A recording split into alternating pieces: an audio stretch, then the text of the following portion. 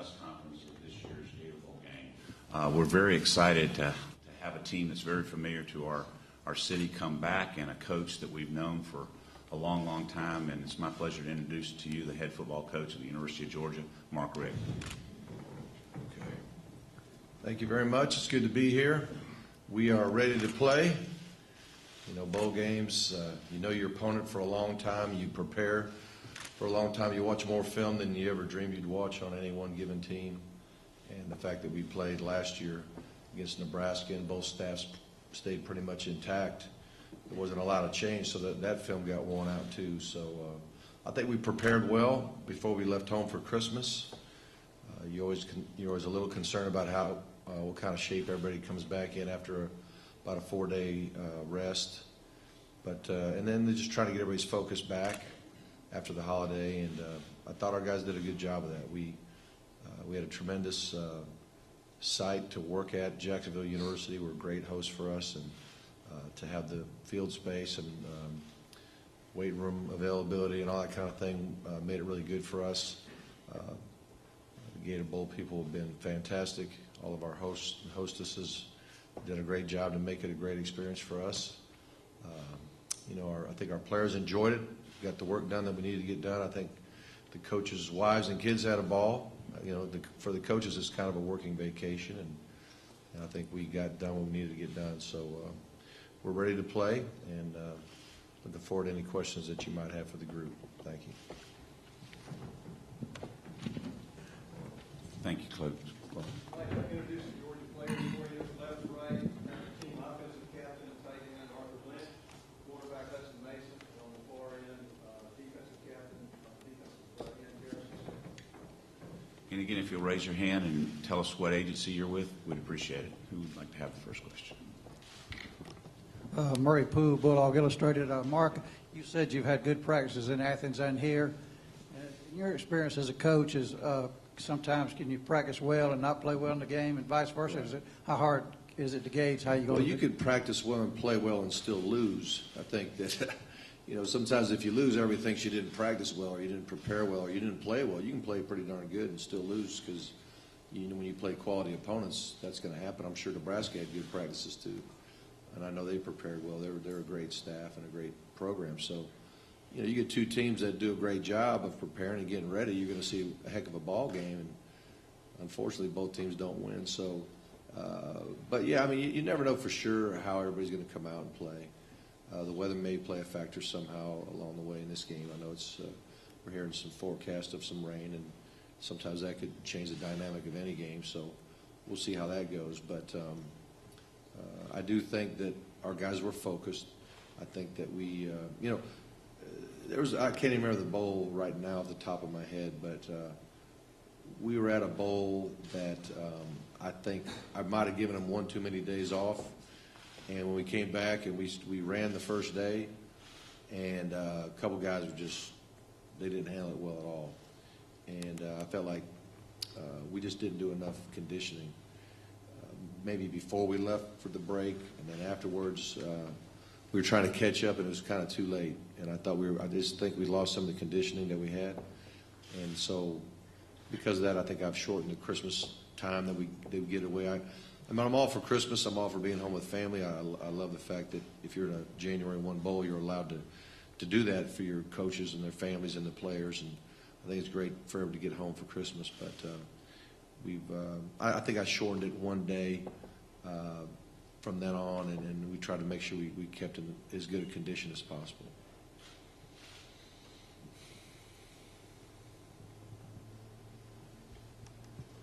Gary Smith, Florida Tom-Jean. Coach, I know you've been hit with this during the week, but now that the preparation is over, wonder if you could go back to it again. Harder or easier to prepare for a bowl opponent that you just had the year before? Were there enough kids on the Nebraska team, and did they do enough of the same things to where, you know, we weren't trying to sift out a whole lot of new things they were doing? Right. Well, a year ago, obviously, you try to find opponents.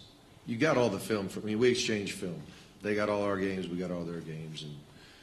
But you try to find some opponents that are as much like us as possible. For example, if we're trying to look at their defense, we want to see some offensive teams that line up in the same sets that we line up in, and just see how they would react to that, because most teams aren't going to reinvent the wheel every week. And so that's what we were using as a guide. And then, of course, playing them this year and having a game against them last year, it's not a whole lot different than playing another Eastern Division foe again. And again, the fact that both staffs were intact and mostly the same types of things are being done. I'm sure they're looking at our film as well, because it is a guide to see how they'll react to the things that we do. And the same thing happens when you're studying their offense. For the two seniors, Garrison and Arthur, I just want Chip Towers, Atlanta Journal-Constitution. For Arthur Lynch and Garrison Smith, if you could reflect on being seniors, obviously you guys had much different expectations for the season. There were a lot of factors to be here rather than in Pasadena, but as you get ready to go out, I mean, tomorrow will be your last game in college as a Georgia Bulldog. Let's just start with Arthur first, just your feelings as you get ready to do that. Yeah, I think when you set out in a season, I think every team has the same expectations. You want to win every game you play. You want to win your, division championship, conference championship, and then, ultimately the national championship. But I think we were hit with some, points of adversity through the season. Sometimes we overcame, sometimes we did not. So meeting those expectations, I guess we kind of fell short. But, as a senior, and as a senior leader, I think Garrison can attest to this, is the idea that, I think we did everything we possibly could to try to, make the best of some, some unfortunate situations. And no matter what the situation was or no matter what point of the season we were in, we always fought hard. And I thought we, fought violently. And I think that at the end of the day is all you can really ask for out of yourself, out of your coaches, out of your teammates. So I don't think there's any, disappointments, for me personally, for this team, because I know we fought hard every day. And we overcame a lot of, like I said, points of adversity, and there's a lot to be proud of. But, as a senior, it's kind of a bittersweet moment. It's kind of nice to play in a stadium that we're familiar with. The atmosphere is always, great here in Jacksonville. Obviously, it's a little bit different when you play, Georgia, Florida, but the idea that we could play here, play in a professional stadium against a team that we're, somewhat familiar with last year and kind of a rematch is something that I'm excited for, and I think everyone else is as well.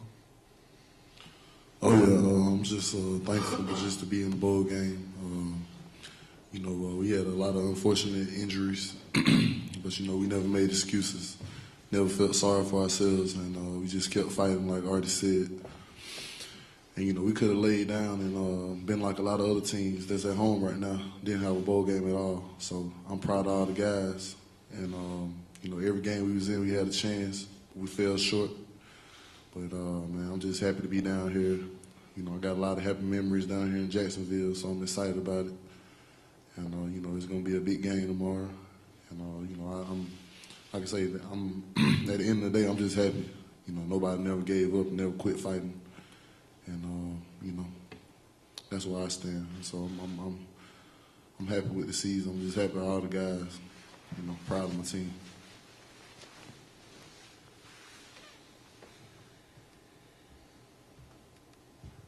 Gary Smith's from the Times-Union again. Hutson, you had to watch a few Florida-Georgia games from the sidelines. Now that it's upon us next day, talk about how you think you're going to be feeling tomorrow when you take that field as the starter. It's just very exciting. It's what you come to Georgia, play these type of games. Obviously, being here in Jacksonville, like you said, playing or seeing the Georgia-Florida game several times. I can know what to expect in the atmosphere, and so I've just been working hard in the film room, doing the things that Coach Bobo's taught me for the 4 years that I've been here. So nothing's changed from how I prepared for Tech, from how I'm preparing for Nebraska. It's the same thing every day. I don't change anything. Just a lot of hard work and a lot of film preparation.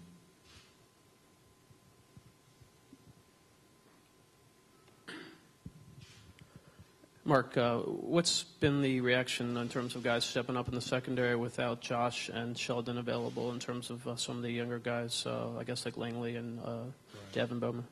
Right. Well, for whatever reason, when a starter or even a second teamer, loses an opportunity to play, whether it's injury, whether it's something off the field, whatever it may be, it does provide opportunities for other guys.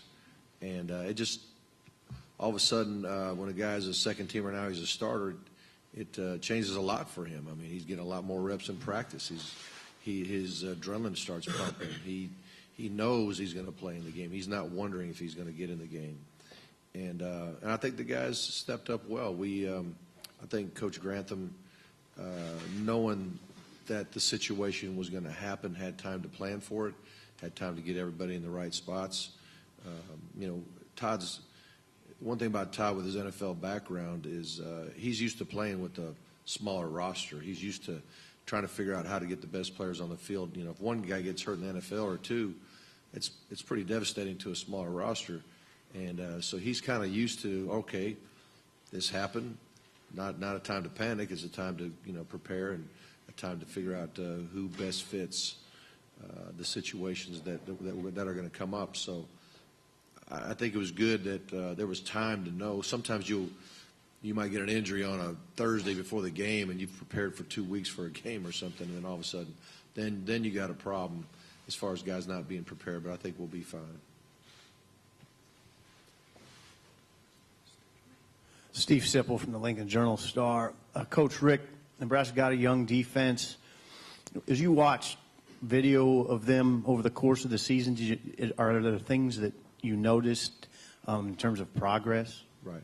Well, first of all, their secondary is not young. Their secondary is very veteran, and that's the spot on the defensive field more than any place that it's tough to have youth back there. I mean, we've been going through that this year.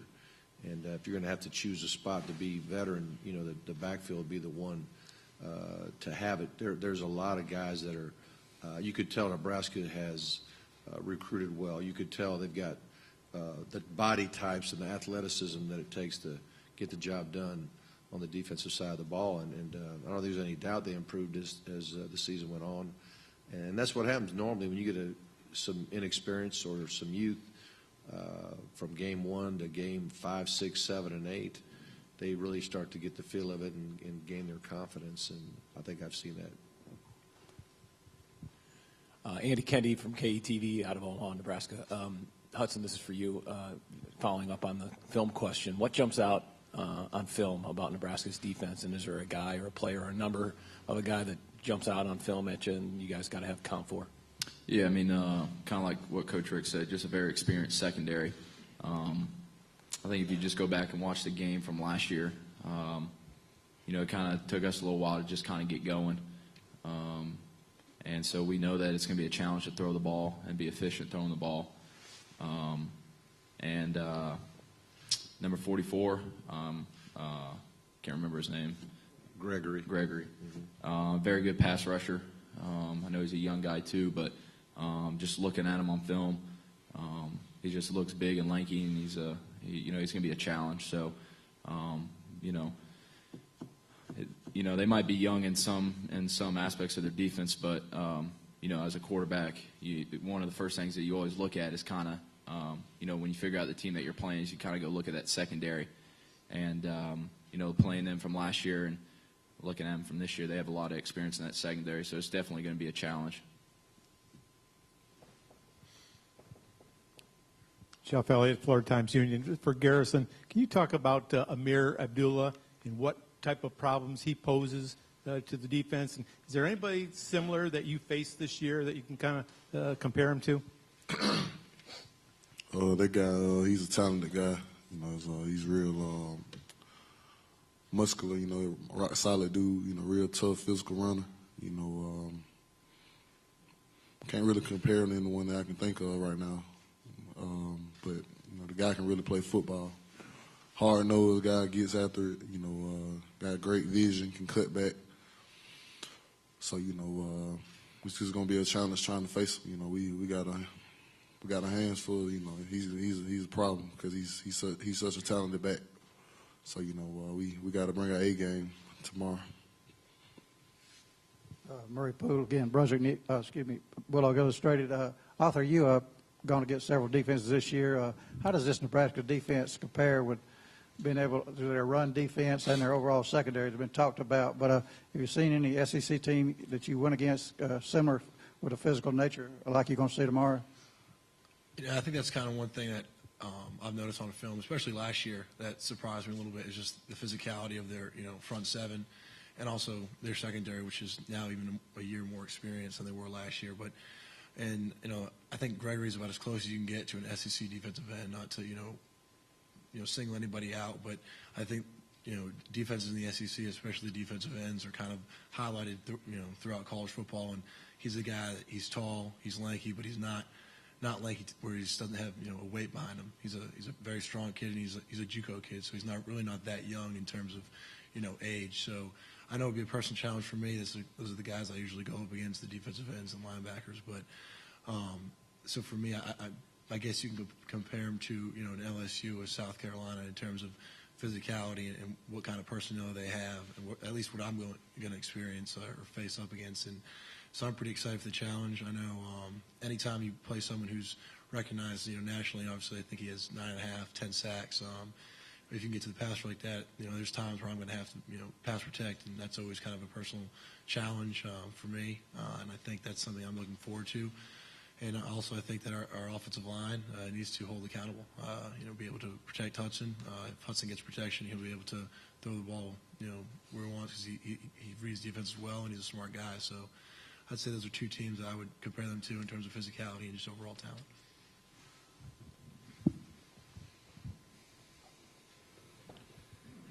Jeff Schultz of the Atlanta Constitution.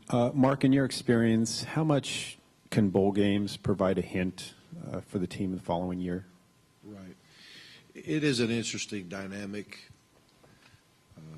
It is the last game of this season. It's the last game of the 2013 season. This team is the 2013 team. You play it the first day of 2014. It's the first game of the calendar year.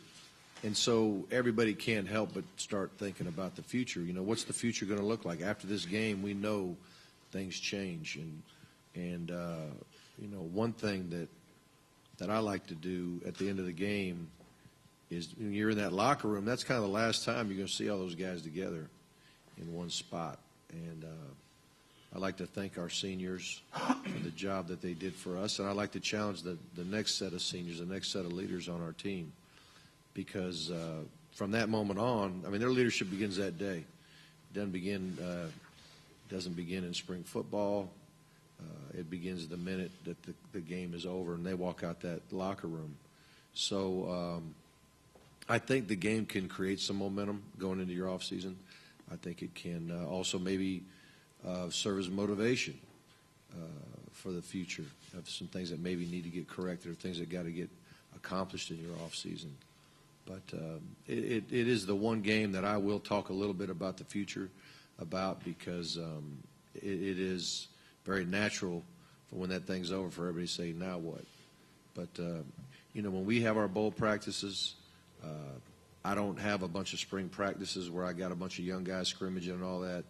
We focus mainly on trying to beat the opponent that we're going to play in the bowl game. It's all about game planning. It's all about preparation for the bowl and trying to play the very best we can, because I think we owe it to our seniors and we owe it to the 2013 team in general. So it does, I think it's used by a lot of people to decide where everybody ends up in the preseason as far as rankings go. I think people kind of use that as a guide to a certain extent. They got to start somewhere. And, now with a 4-team playoff in the future, I don't know if it'll be quite as important how you are ranked in the preseason. I think under the system we currently have, I think a preseason ranking can make a difference. If it gets down to a wire, let's say there's 3 undefeated teams, and the team that's number 3 started out in the top 25, and the other 2 started out in the top 10. It's going to be hard for that team to knock people out, But nowadays, I don't know if it'll mean quite as much in the preseason next year that it has in the past. Seth Emerson, Macon Telegraph. Hutson, I know you're not privy to Nebraska's game plan against you in the offense, but in the Georgia Tech game, you obviously saw some different kind of coverages and approaches because of the way the game was going. how curious are you as to how you'll respond to whatever Nebraska does tomorrow? Yeah, I mean, I think I'm more curious just about I think both teams can testify to it. You prepare for a team for 4 weeks, and it's much longer than any other team that you really get to prepare for, maybe besides the first game of the year. But, you wonder if they're going to do the same stuff that you prepared for on film the whole time. And those are just things that you got to be ready for. You kind of got to take your instincts and stuff that you've learned throughout the 4 years here and just play off instincts. And you've prepared and you've done everything that you can. So it's just time to go play ball. Dean Lady from Dog Post. Mark, you said y'all looked at all the film, and Nebraska kind of had a nutty end of the game against Wisconsin or Northwestern. whoever it was. Yeah. Mm-hmm. What were you thinking about during that play as it relates to y'all with Auburn? Well, the Hail Mary that was thrown in that game was kind of your typical Hail Mary spot of the field.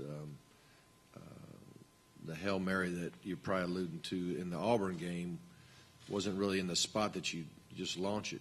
A lot of times you'll launch it when you're within range of landing the ball in the end zone.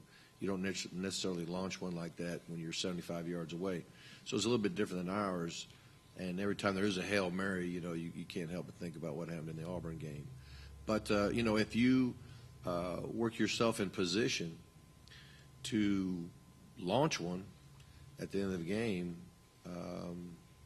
you still got a chance to win. It's a tribute to a team that can do that and keep believing and keep fighting until the last moment. And you got to play to the last tick on the clock. We learned that. If we learned anything, that the smallest things that maybe seem small in a practice are so crucial when it comes to game time, that it can be just one play or one inch. A guy gets his hand up 1 inch higher, he bats a ball down or he deflects a ball, whatever it is.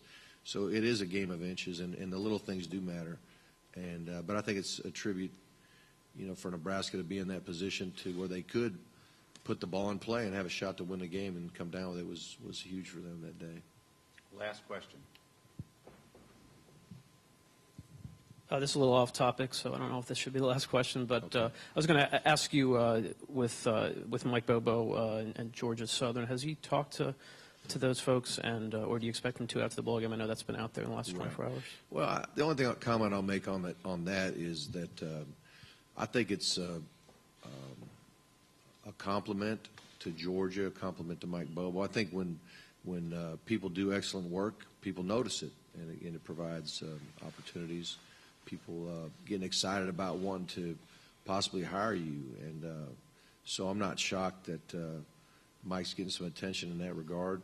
I think it's like I said, when you do excellent work, people notice, and I think that's a compliment to Mike, and not only Mike, but the rest of the offensive staff and the offensive players, and really the team in general, because it does take everyone to have success, and so that's what I'll say about that. Yeah, let's take one more about the bowl game.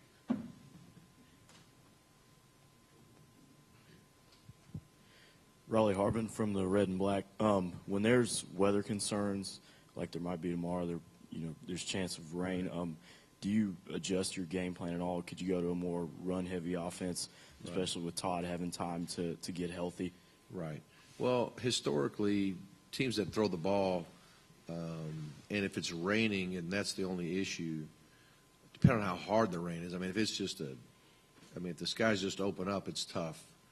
If it's just a normal rain, people that throw the ball usually can still throw the ball, and a lot of times when the fact that the offense knows where they're going on their routes, and the defense has to react to that, sometimes it's tough on the defender to try to stick with the guy.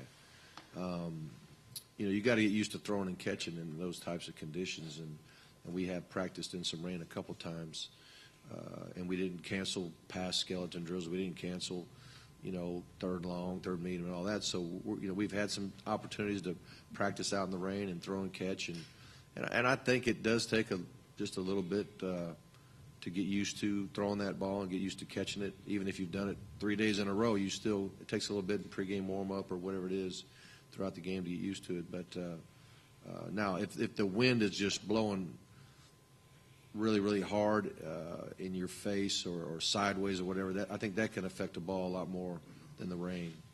So I'm not hearing any kind of high winds as being a factor. I think it's going to be breezy. I think it's going to be shifting around a little bit, but I don't think it's going to be so windy that it would really affect you. Thank you very much, Coach. Okay, thank you. Coach Pelini's been here a number of times since we built the stadium in '95, but I can't say how much we're excited about having the Nebraska Cornhuskers here, and it's my pleasure to introduce the head football coach, Coach Pelini. Thanks, Rick. First I want to speak for, everybody associated with the University of Nebraska. This is it's been a great week. This is a first-class bowl game. I want to thank Rick and the whole staff of here, everybody associated with the Gator Bowl, everybody with TaxSlayer, that for what they've done for our football team, the accommodations. It has been a great experience for our guys, for our team, for the families. This is a great city, a great game, and we're looking forward to playing against a really good opponent tomorrow. This has been a crazy year. Very, very similar to when I talked to the coaches, Coach Richt and the rest of those guys over at Georgia.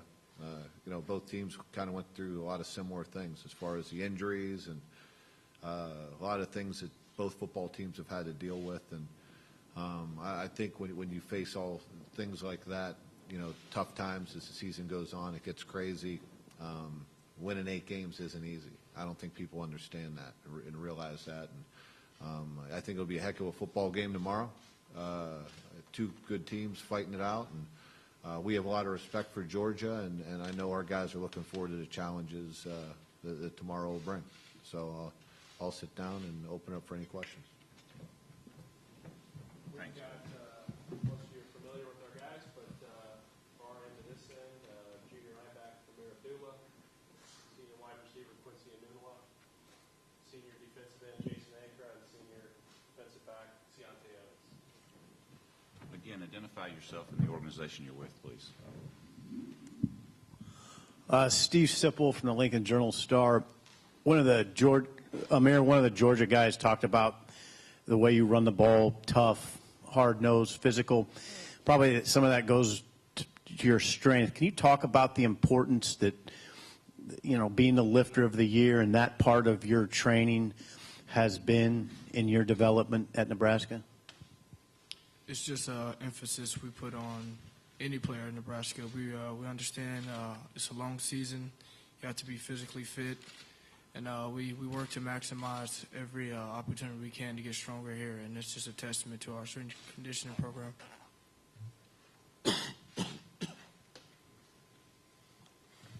Yeah, Coach Gary Smith's Florida Times Union. Having them as a bowl opponent last year, knowing that they still do a lot of the same things, has it been easier in any way in the preparation, either back home or this week? Well, I think anytime you have a little more experience playing against somebody, preparing against them, and then obviously, watching how they attacked you, that gives you a little bit more information because, it had been a number of years since I had played against Georgia.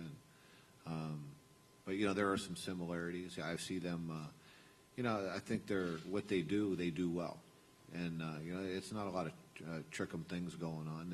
They very similar to what they did a year ago. They believe in what they do, and they execute well, and they're a very talented football team. But they're extremely well coached, and there's some new wrinkles of what they do, and it might be interesting to see what they how they change a little bit with the young, more inexperienced quarterback. But in the end, it's going to start with them on the offensive side with the running game and with Gurley, and they're going to continue to kind of play off of that. And obviously on defense, they like to be very multiple. And they went through a lot of things that we did defensively this year, and that they lost a lot of guys to the NFL last year, and they're trying to retool and bring a lot of young guys along. And you saw them get better as the year went on.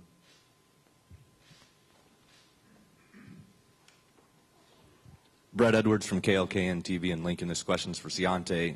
Aaron Murray, went out with two games, or last game of the year, and Hutson Mason, you've only had really one tape to watch on him. Does that make it difficult to prepare for their quarterback?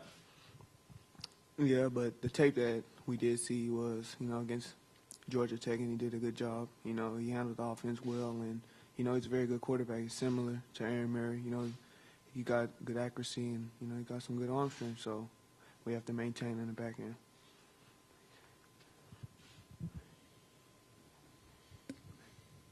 Yeah, that actually was my question. I was going to ask Ciante the same thing about Hutson Mason and what's going to look different. Can I ask you, Coach Pelini, just this game looks like in a lot of ways a matchup of two great running backs. So what's your vision of what's your comparison between Todd Gurley and Ameer Abdullah? Are they the same? Are they different? And I mean, are these two? I mean, next year these could be two of the best backs in the country if they're both in the mix. Well, there's no doubt they're both great backs. They're different. They have different styles, obviously built differently. But you just go back to. I go back to my years in the NFL and some of the great backs that were on our teams and against teams we played against. That great players come in a lot of different shapes and sizes and a lot of different skill sets. But we have a lot of respect for Gurley, but I think he's a heck of a football player with his size, his strength, and can do a lot of different things, both in the running game and passing game. But I've said it all year. I wouldn't trade Ameer for any. I wouldn't trade him for any back in the country. And I'm obviously a little bit partial, but I think he's as good as there is in the country, and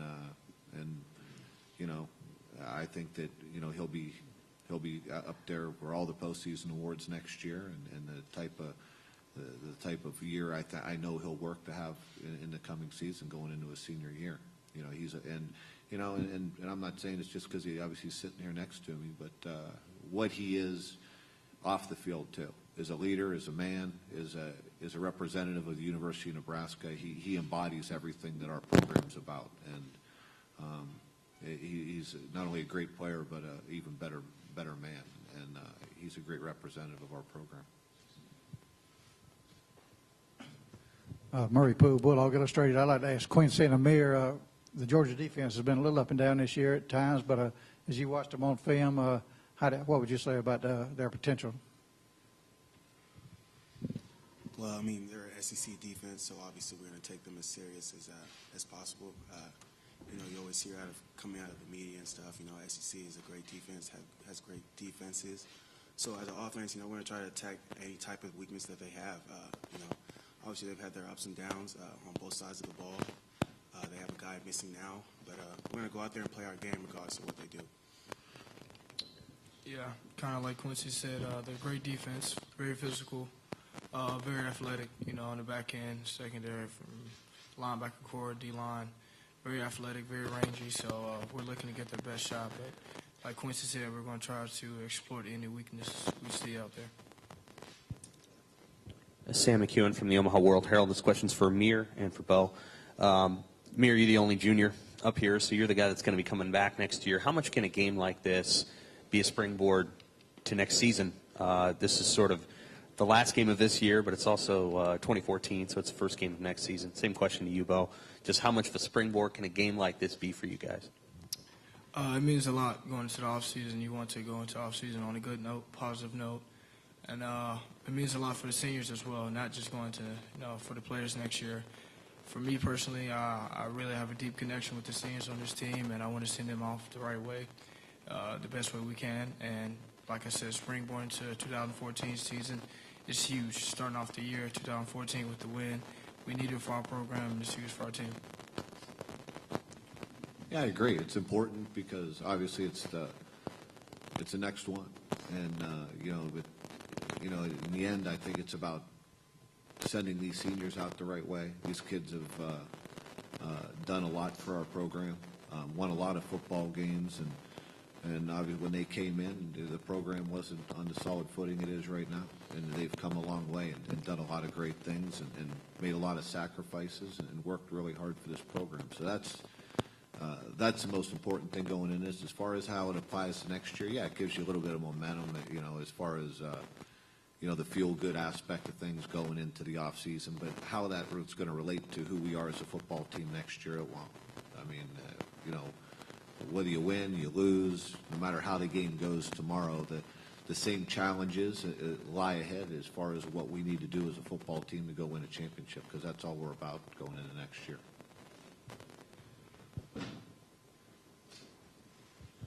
This question's for Jason Ankrup. Steve Sipple from the Journal-Star, by the way. Todd Gurley, we've talked about Todd Gurley here. What strikes you about him, Jason, when you watch him on film? And what's important when you're attacking him?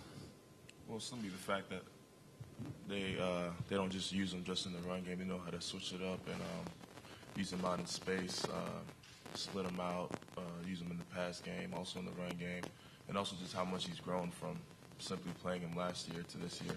He's a true sophomore, and we see a different gear in his game this year, but he's also a very talented back, smart, big, physical runner, and we're just going to have our hands full with him, but we got our game plan as well.